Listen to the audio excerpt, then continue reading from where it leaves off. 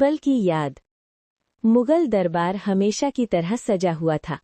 सोने चांदी से सजा सिंहासन, कतार में खड़े दरबारी और शाही ठाठ, सब कुछ पहले जैसा ही था। पर उस दिन कुछ अलग था। सम्राट अकबर सिंहासन पर बैठे थे, लेकिन उनके चेहरे पर मुस्कान नहीं थी। वे बार बार दरबार की ओर देखते और फिर गहरी सोच में डूब जाते।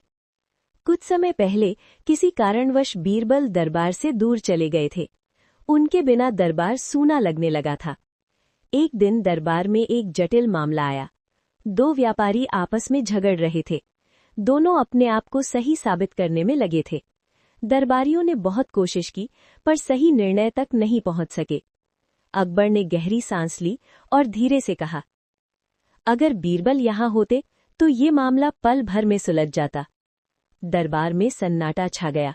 सबको समझ आ गया कि बादशाह को अपने प्रिय मंत्री की कमी खल रही है।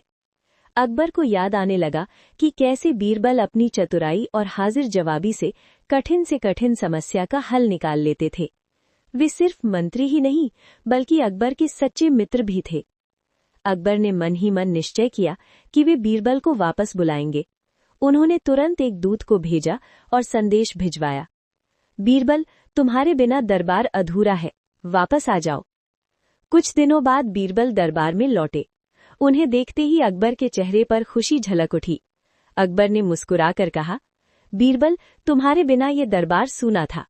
बीरबल ने विनम्रता से झुककर कहा, जहां पनाह, आपका स्नेह ही मेरी सबसे बड़ी शक्ति है।